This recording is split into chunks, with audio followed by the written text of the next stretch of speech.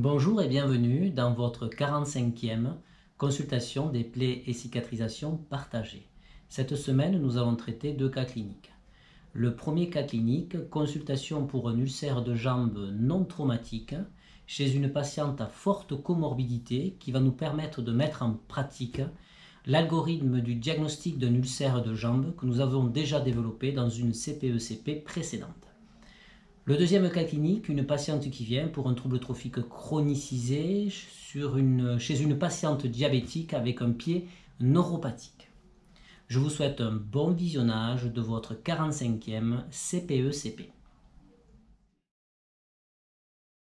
Première consultation pour cette patiente. Patiente à forte comorbidité, sclérose en plaques, traitée par immunosuppresseur, thrombocytémie essentielle, hypertendue. Elle a vu apparaître, ça fait un mois pratiquement, une plaie a priori d'évolution spontanée, sans notion de traumatisme, en tout cas pas de notion de traumatisme important.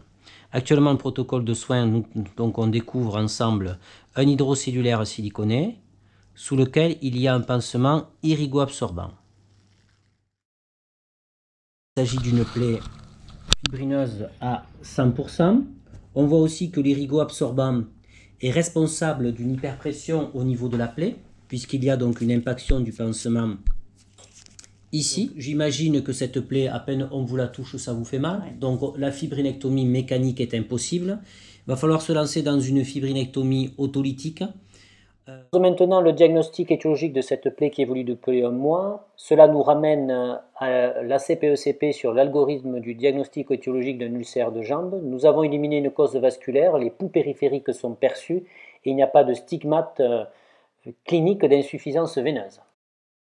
Nous sommes donc dans le cadre d'une présentation atypique du fait de la topographie, de l'apparence et de la présence de douleur au niveau de l'ulcère. Je ne pratique pas de biopsie lors de la première consultation.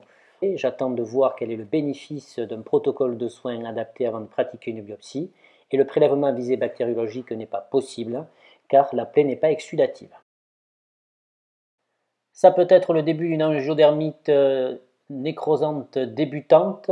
Il n'y a pas de véritable notion de traumatisme, mais la patiente est hypertendue, la plaie est douloureuse, atone.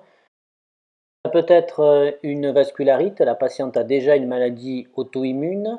Ça peut être une cause médicamenteuse, la patiente est sous immunosuppresseur pour sa sclérose en plaques. Ça peut être une cause hématologique puisque la patiente a une thrombocytémie. Prescrit un hydrogel associé à une interface grasse en monocouche, le tout recouvert d'un pansement hydrocellulaire adhésif qui colle bien à distance des troubles trophiques. Je vois pour la première fois en consultation cette patiente qui présente une plaie du 5e orteil, a priori. Nous avons une insuffisance rénale cardiaque et un diabète. Cette plaie évolue depuis un mois. Nous voyons de suite qu'il y a une problématique au niveau de la confection du pansement avec une syndactylie et des adhésifs collés sur les orteils en souffrance. Cliniquement, on retrouve un pied diabétique neuropathique avec un hallus valgus, une hyperpression sur la tête du métatarse, une accentuation du creux de la voûte plantaire et des orteils en griffe. Les poux périphériques ne sont pas perçus, je vais donc effectuer un Doppler portable à la recherche d'une AOMI. Une bonne artère pédieuse.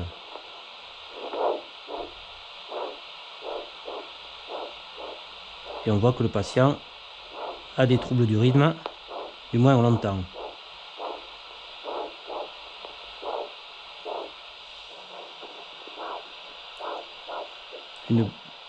Une bonne artère péronnière, toujours avec ses troubles du rythme bien sûr.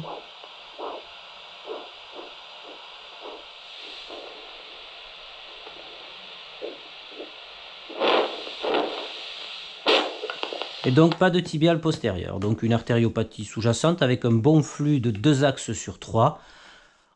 Nous allons découvrir ensemble ce qui se cache sous ce pansement. Nous avons un syndrome inflammatoire sur un orteil typiquement neuropathique en marteau.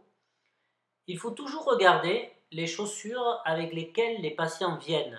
Et ici, je constate qu'il existe la sangle de la chaussure qui arrive directement sur ce trouble trophique et qui entretient ce trouble trophique. Donc c'est un trouble trophique purement mécanique.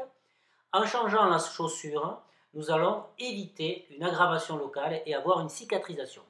En attendant, je vais lui mettre un petit pansement hydrocellulaire mousse de protection. C'était votre 45e consultation des plaies et cicatrisations partagées. Je vous remercie pour votre fidélité. Bienvenue aux nouveaux abonnés. Et je vous dis à l'année prochaine pour de nouvelles aventures en plaies et cicatrisation.